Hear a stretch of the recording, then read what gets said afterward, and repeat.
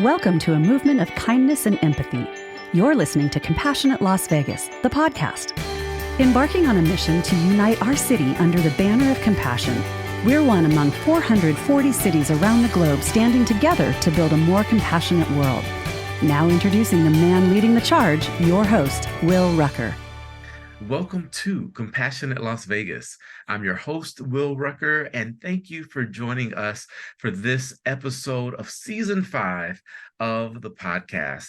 Joining us today is a very special guest who is passionate, who is well-informed, and who has a life story that is sure to inspire you. So welcome our very special guest, Lynne Jasames. Hello. I will. I just can't tell you, thank you for this opportunity. I love to be able to share. Yeah, well, I'm so glad that we were able to connect. I actually heard you speaking at the Shepherd's Breakfast, and I was just so moved by what you shared and the energy that you used when sharing. So for those that may not know, the Shepherd's Breakfast is a monthly event for pastors and community leaders to come together, hear about what's happening, and really just stay connected and informed. And so there's an opportunity for folks to share what they're doing. And you work with our foster system. So if we could just start with helping us understand kind of your role, what you do, and then I've got a few questions for you. Okay. Well, my name is Lynne Jasames. I've been with the Department of Family Services for over 25 years. Currently, I am a foster parent trainer and recruiter. And what we do, we recruit foster parents and we train foster parents. And we go out and we talk about the need right now that's in our community for foster children, and definitely the need for African-American children. I talk about the amount of children that's on Child Haven campus. And as great as the staff is and as hard as the staff work, they just can't completely, totally meet the needs of that many children at one time in congregate care. So we don't want children in congregate care. And then I have the other side of the story as I aged out of foster care myself right here in Clark County. Wow. Yeah. So it's So, I have personal, professional experience. Yeah. The full spectrum there, which I think is so important. And it shows that that lived experience can be turned into a life of purpose and passion. Yeah, it does. So I always like to set a baseline for the podcast with how you view compassion. So I know how I define it, but I want to hear from you how you define compassion.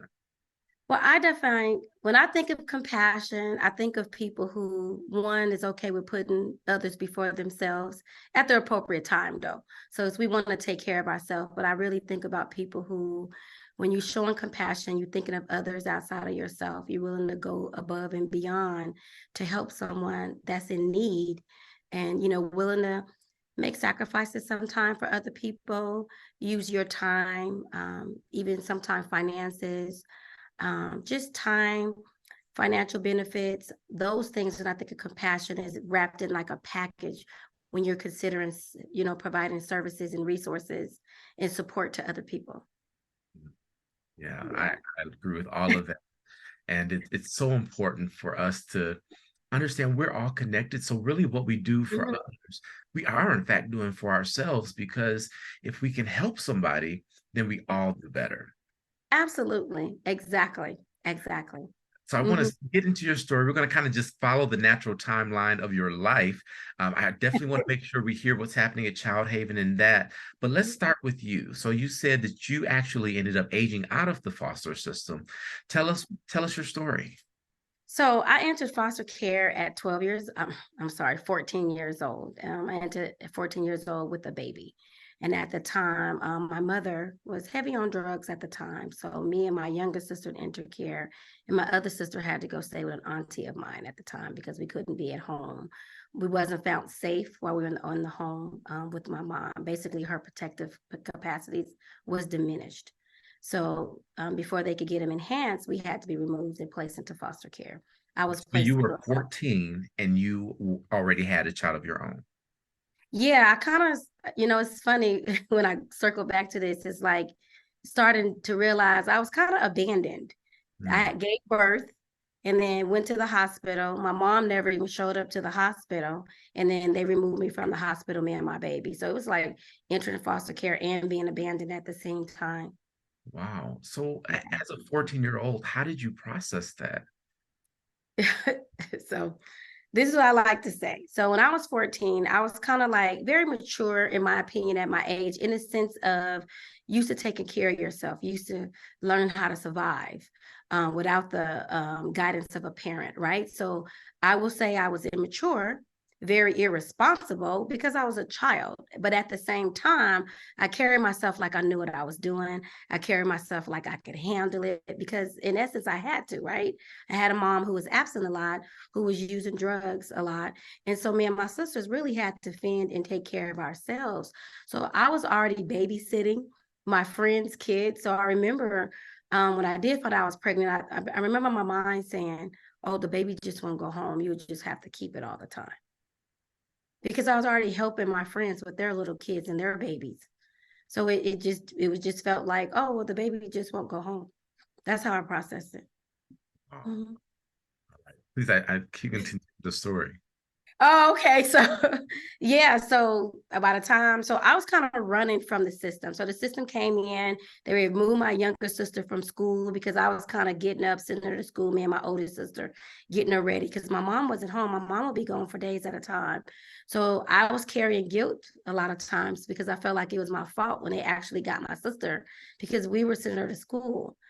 She wouldn't have been at school if we wouldn't send her. So I carried a lot of guilt through my time in foster care for my youngest sister, but just went to the hospital. Then I couldn't run anymore. I had to leave my baby, end up going into Child Haven. I spent like 11 days at Child Haven before my baby came to Child Haven. And then they finally found the home. 5 foster homes, my social worker shared with me, 5 foster homes wouldn't take me and the baby. And then one single African-American woman did. Her name was Bertha Robeson. She took me and my baby in her home, and that became our forever home until I aged out, which means she took the second baby, and which she means she took the third baby when I was there at her home. So yeah. Wow. I mean, there's so much to that. Number one, her compassion, I was just going to say that. Yeah. taking, I mean, I understand one child and, maybe a child with a child, like, okay, we're okay. But then you grew an entire family and she still stood by you and essentially supported you in your journey. Absolutely. And she did. And it's like, I like to say that she made a commitment to that 14-year-old little girl with that baby. And in essence, she kept it. Yeah. Outside of having the babies, that's pretty much, if you wouldn't say things that I kind of did that you wouldn't want a child to do, that was the only thing. I wasn't disrespectful. I did right in school. She wasn't running down to the school behind me and things like that. It was, with the exception of coming up pregnant. I think that's the only thing. If she want to unravel, we would have unraveled that part of it. But the rest of the part, we were good together. She learned a lot about how I felt. I like to share after I aged out. Years later, we talked about some things that we never talked about when I lived in her home. Yeah. So it came out years later, but she didn't know she was saving, a young mother and 3 babies. She didn't set out to do that, but in essence, that's what she did because, one, we all believe we would be different people if we were separated. And she never separated us, so it's so many pluses to her making that one decision to that 14-year-old little girl. I mean, my son, who could say his mom is 14 years old, grew up to be very financially successful, got into real estate at a very young age, right out of high school almost. He went to college for 2 years, got injured, couldn't play sports, came home. But I like to share, like, she contributed to my oldest son growing up to be successful, my second son growing up to be the young man that he turned out to be, my third son growing up to be the young man he turned out to be, because all 3 of us was in essence in foster care. They all graduated on time with their senior class. They never saw the juvenile justice system, and those was the odds. My personal platform, I talk about beating the odds and how all the odds was against us. And we overcame them all. Everything that they said about a 14-year-old teen mom, everything they said about a foster child, I, defied them. All the odds that was against me and them, being young Black men growing up in foster care system. We lived in the projects for, a short period of time. We defied all those odds. Mm-hmm.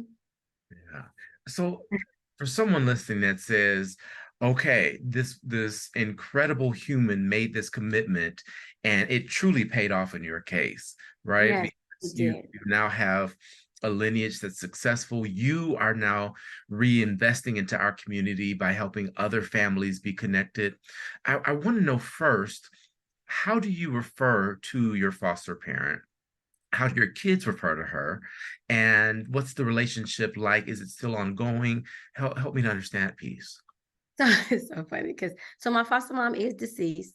Okay. It's probably been over 15 years now, if not longer. So she's deceased. But she was my forever mom. So I have my foster mom and I have my biological mom. But she became my forever mom. So even after I aged out, I could still go to her house, still went to the same churches she went to, still spent holidays with her. I do like to share, like, so when she was in her passing period, she was at respite. And I was working at a hotel because my son had went away to college. So I was working at a hotel. He came home during that time that she was in hospice.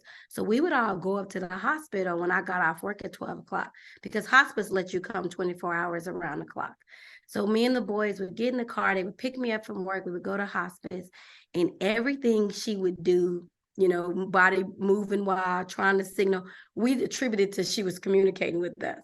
But before she passed, I was able to share with her that she spent a lot of time, putting her time and energy into her son and her daughter, because just some unfortunate things that happened in her son and daughter's life, right? So we So knew she that. had kids of her, biological kids of her own then. Yes. So I had a foster brother and a foster sister. Well, some things happened in their lives, and their lives didn't turn out kind of like what she wanted. So for a woman who was very spiritual, for a woman who prayed a lot, gave a lot of time, to the church and stuff and to the Lord, I think for her, she grew kind of like, I think it was just very upsetting and hard for her to know that she was willing to sacrifice for foster children, and then what she envisioned for her children, she didn't see come to pass. So before she passed, we was in the hospital one day, and I would say she looked so angry. She just looked like she was just mad, right? But she couldn't communicate at that time. So when she was in there, I was sharing with her, like, Big Mama, you was saving a young woman and 3 little boys, but I don't think you knew that or understood what you were doing, because I saw the relief on her face. I get emotional. I saw a lot of what I felt like the anger just come off of her. Because I explained to her, I said, I know that spiritual wise, it's hard for you to be praying and asking for God for something, but then you don't see it to pass, right?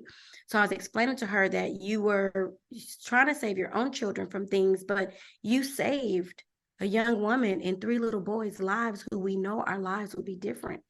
And for that alone, the world is grateful because we're good people, right? So it's like you did a huge thing, but that wasn't your intention. So again, even when you decide to take a child who's suffered from a great deal of trauma, a teen mom who just needs some structure, who just needs someone to show them different than where they come from, you never know where that can lead for them in their lives. You just don't know. Making that one decision to say, I'll help a foster child. She didn't know. My son could say I was 14. My mom was 14 years old and we were in foster care, but yet and still, I grew up to be the young man that I grew up to be. That speaks volumes. It really does. Wow. We're going to take a quick break. And when we come back, I want to hear from you about how folks that are listening to your story and want to make a difference, how they can get involved, what's required, what the need is, all of that good stuff. All right. Good. Well, we'll be right back with more from Lynne Jasames. Did I say that right? Yes, you did. Absolutely. Okay, perfect. We'll be back with more. All right. Others how you'd like to be treated. And that's the golden rule. Camp Anytown has taught me that knowledge is power, and if I utilize my voice, I can make a difference in the world, no matter how big or small. I learned that as long as we stand together, we can accomplish so much more. What Camp Anytown has taught me is that I am not crazy to think I can change the world. I'm crazy if I think I can do it alone. Camp Anytown has taught me that just because I'm different does not mean I don't belong. I learned at Camp Anytown to be more compassionate because you never know what somebody else is going through. Camp Anytown is a no-cost youth leadership camp that trains high school students in diversity, community, and inclusivity. When you choose the Golden Rule license plate, you play a part in a local camp that helps shape a better tomorrow. Learn more at dmvnv.com.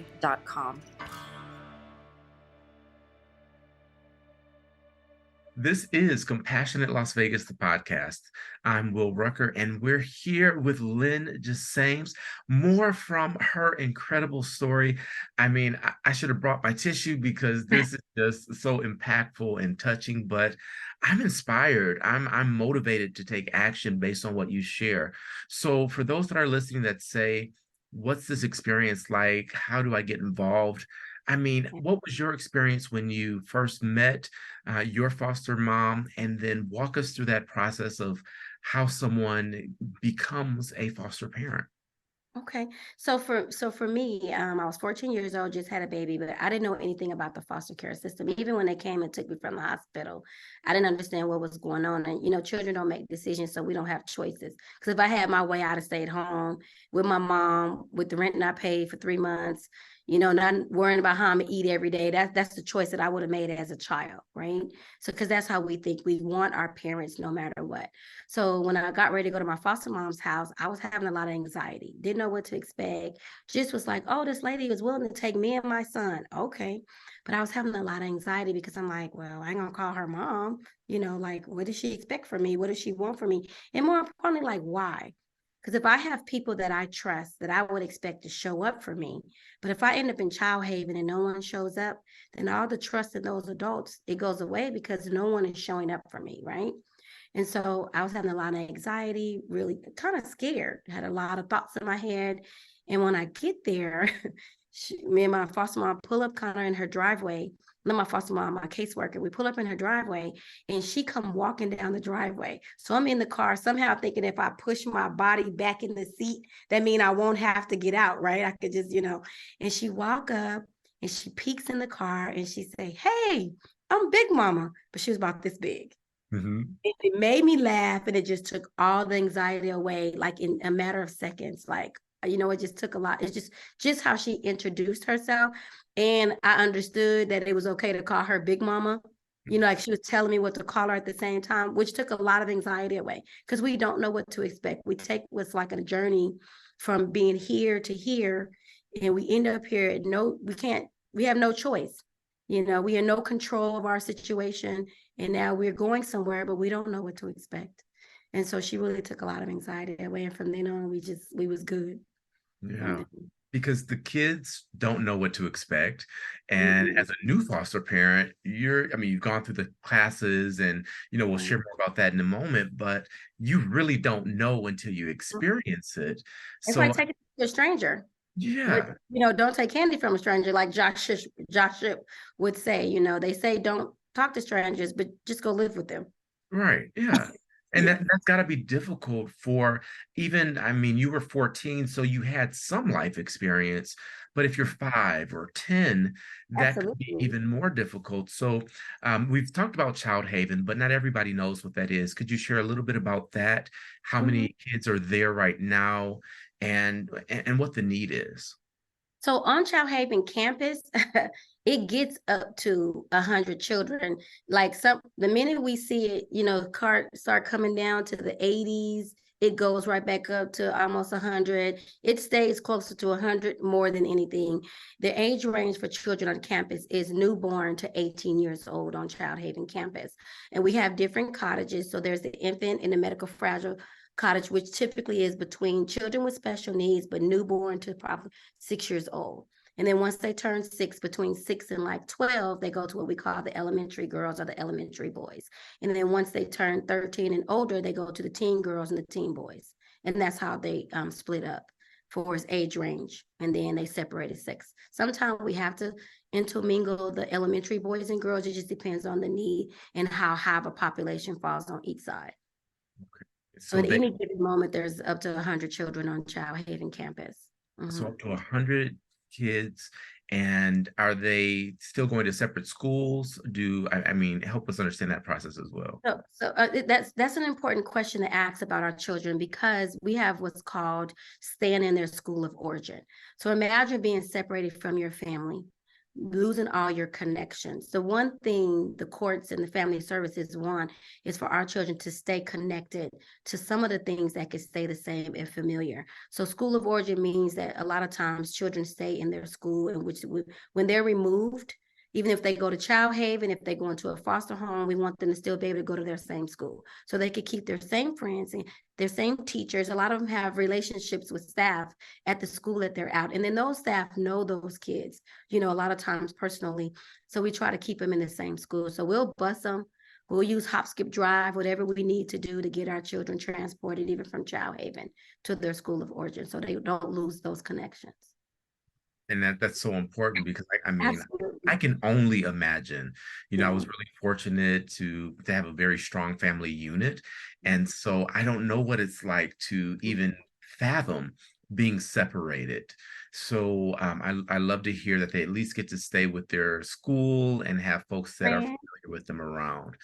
Yeah, we're trying. The course has really done an amazing job, because again, with my own personal experience, things were a lot different. So from my own personal experience to where I've seen the agency grown, I'm grateful for the progress, because things were a lot different when I was in the system, even up until I aged out.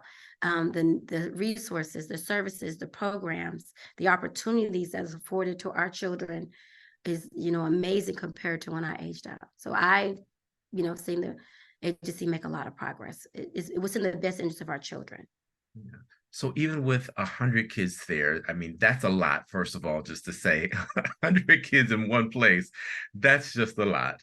But that also speaks to the need. And we're a Vegas Valley. We're not a couple dozen families here. Now we've got, over 1 million in population. So we should be able to find 100 families, right? that Oh my want God. to Yes. participate. So what's the process? What support do you provide potential foster parents? How do they get engaged? The first mindset I want to incorporate before we get to talking about this is, because I think our communities have lost, it takes a village to raise a child. And when we adapt that mindset, only because these days it's kind of hard to even say anything to people, children, right? Trying to help and support in fear of the backlash if the parents don't agree or don't like the way you helped. And I say that to say that I grew up in a time where, the neighbor could say, hey, Lynn, you know better to be doing that. The neighbor could correct me. Well, honestly, the neighbor could beat my butt if I stepped too far out of line. It was inappropriate. And we won't say that could happen today, but the mindset of a village being able to raise the children, I think a lot of times, if we can't say anything to children because of the backlash, then it's hard to help children. Do that make sense? Absolutely. So I want to, feed into that mindset and change that in a sense that, yeah, it's hard. It's not the same as helping families with their children, but in the mindset of how you want to help and what help looks like. So we talk about it takes a village to raise a child. We don't even want our children to have to enter care. If we could sit back and we see a family that's in need, there's too many churches in our community, right? Mm-hmm. There's too many resources and programs that's available. And sometimes family don't know, because we're so transient. We are a city that's not rooted in heritage, because we're so diverse, right? Because of the diversity, there's not a lot of connection. There's not a lot of longevity with people knowing each other. And, Aunt Susie, we know what's going on in her neighborhood. She it's not definitely not Southern style, right? So with that in mind, we talk about the village, think in terms of all our children as part of a village. And we need people to step up and say, hey, our children need us. And I have to, attest to the amount of children that's on Child Haven campus that's African American. We need our children to be with people that look like us, that we're familiar with, that's used to the things we used to know and familiar with how we do things, because other people's normal is not our normal. It looks different for everybody's. And so the need for African American children and African American families is high. It's very disproportionate within our agency. And we're trying to improve that. And there's a lot of things and a lot of barriers. And I think it's a lot of mindset that people have without giving themselves a chance. So instead of our community stepping up, if I got arrested 10 years ago, I didn't counsel myself out. Or if I don't make enough money, or I don't have this perfect lifestyle, like we promote LGBTQ families coming into fostering with us. We have LGBTQ marketing material because we want our children, we want people to love our children. Loving a child does not come with a criteria. Do that make sense? It doesn't come when you have to be Black or white, and you don't have to be married or single. Those are the things that we want to erase, some of those myths that people believe. Like even people like, well, I got a warrant. But we're not arresting people because you had to get fingerprinted, to see to come, foster our children. I like to encourage to give us a chance to see if you meet the criteria or not, instead of Xing yourself out. And it's very huge. So you start the process by first and foremost taking an info session. Our website is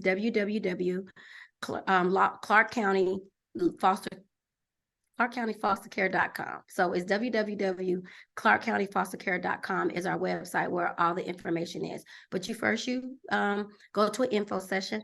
We are fingerprinting at the info sessions now, and they are free now. So you don't even have to pay for fingerprinting anymore. We're able to fingerprint right there on site now. When you come to get fingerprinted, after you get fingerprinted, you can sign up to start taking classes. Now, sometimes it could be like a 4 to 6 week wait before your fingerprints come back. Most people opt to go ahead and get in classes because they don't worry about their background. The ones that do. What would be in someone's background, just so they know, because I know you're like, don't X yourself out, but help me X some folks out here who should not apply. Well, we don't want people with crimes against children in the background. If you have a CPS history, it is, and I use the word assess because it doesn't always necessarily counsel you out if you have a CPS history. It just depends on the nature of the CPS history. So we don't want people with crimes, violent crimes, especially depending on how long ago they were, may be something that could be considered a discrepancy that could counsel you out. But most people concerns don't be things like that. Yeah. It'd be stuff that we can say, we can work with that. Or some people have done things in college and they're grown in their 30s and 40s now, and we be like, definitely not. We all did things in college that we want to undo those things. And so that's what we mean. So a speeding ticket's not a problem, in other words. Absolutely. Speeding car, there's been other things that I don't want to just say it, and then people be like, oh, I don't know, but at the same time, we like to say, give us a chance before you cancel yourself out, because the mindset is, well, I'm doing this to help a family, right? Because we talk about our foster children, but it's about the family, because at the end of the day, we forget even the parents who cause the children to go into care, is something going on with them. And we don't ever want to forget that, right? We don't want to forget how important they are in our children's lives, because they still matter. I worked the intake for over 20 years for abuse and neglect. And trust me, the amount of children that would rather be in a home with no food and water and lights and gas, they'd rather be in there than at Child Haven because they with their family. They'd rather be in an abandoned car that's greasy and hot and dirty. They'd rather be on the bridge, under the bridge. Like, we children have been found in some places that they wouldn't even ask for help, and they wouldn't even think to ask for help, because if that's where their family are, that's where they want to be. So the family dynamics in and of itself is still important to our children. We never lose sight of that. Yeah. And the goal is to help them. I think that raises such a key point, which is what really matters to kids is their family, the loving that they receive, that connection. It really matters. So you don't have to live in a mansion and have, the best of everything in order to provide a quality of life for someone. And that's another thing. People have this ideal of what a foster home looked like. Hey, my foster mom lived in a house right there in North Las Vegas off Rico Street. It was a 3-bedroom house. I had other foster sisters and my baby, and we was happy in that house. We sure was. Absolutely. Yeah, I mean, and we just want to, just kind of move away from any of the myths, and especially the things you heard. Our culture is changing within our foster care system to support our foster family more. So we have what's called foster parent champions, but we also just incorporated what's called RAPs, where we're just wrapping resources and services and supports around foster families. So for those who kind of felt like, oh, well, Department of Family Services don't show a lot of support, they're not really helpful, we've changed that culture. They've even increased the stipend every month, and people are not fostering, don't get me wrong, for financial gain or benefit. I won't say everybody don't, but for the most part, it's the compassion in people's heart that say, hey, we want to help some children. We hear a lot of our families say we can afford to, we're able, we feel blessed with our home and our lifestyle, and we're financially stable. They come and want to help our kids all the time.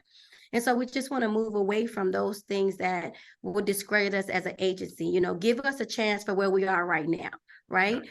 All the things that you heard 5 years ago, 10 years ago, or Aunt Lucy experience, or the neighbor down the street experience with the foster care system, our culture is changing. Yeah. And we definitely want to be able to share that in providing our foster families with more resources and supports. That's what we're doing. We're starting with fingerprinting is free. We're starting with, if we can get in there and help you get the physical exams and get you, safety kits in your home, we're working on all that to support our foster families.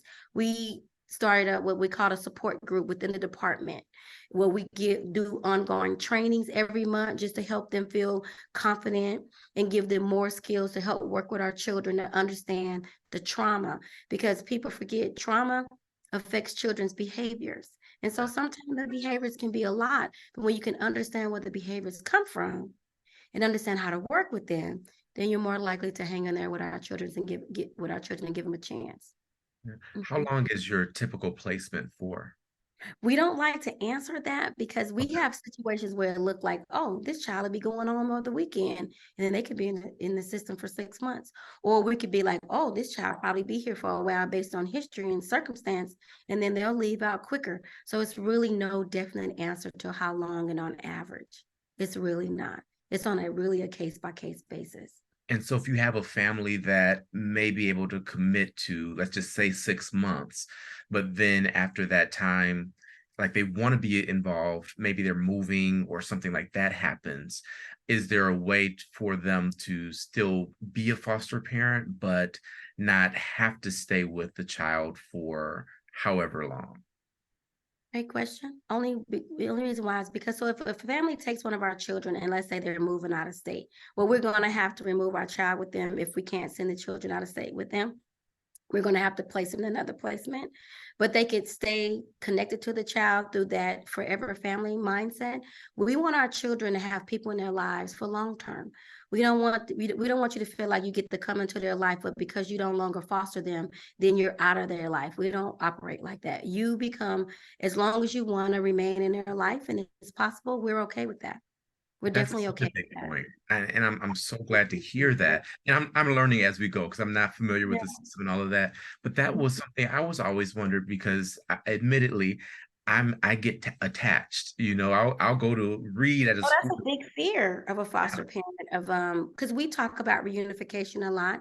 We talk about our goal is to reunify our children with their parents. That's what we want for them. We know sometimes, so attest to people say, oh, well, I want to adopt. I want to foster to adopt. So foster care is not about fostering to adopt. And this is how I like to explain it. So people say, oh, well, I'm here because I want to adopt. And we say, okay. One, if you do want to adopt, you still have to go through the, the fostering process because we got to make sure we match you right first. But this is the ideal of it. So we don't do what's called foster to adopt. Foster and adoption speak two different languages. Foster, we speak reunification. We speak shared parenting. We speak working with the birth families. We speak with giving you tools and techniques, but also how to support them. Foster adoption is straight talking about you taking care of the child forever. So you see, there are two different languages. So I like to say that it's a fact.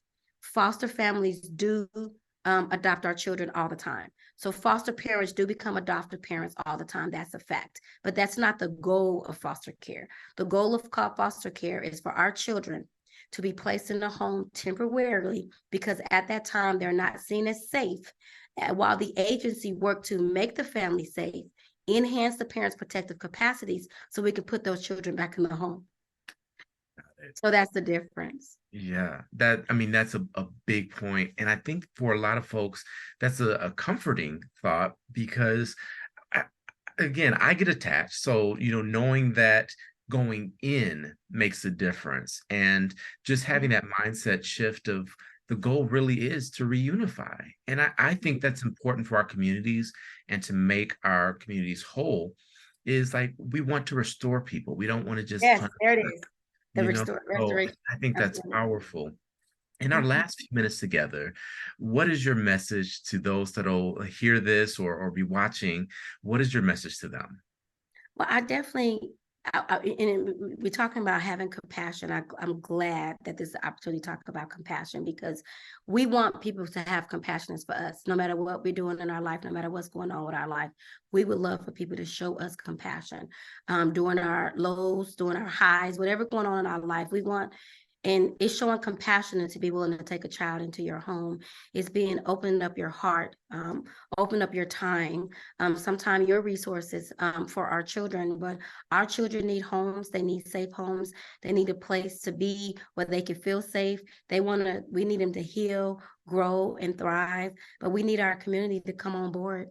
We know that within the African American community, there's a lot of resistance, and we're not here to pretend like it's not. But I'm also asking that if you can, lower your your resistance towards it, because our children need you. But I also talk about, if you don't want to foster, there's so many other ways. I'm gonna give you some examples. We have what's called court-appointed special advocates, which are called CASA workers.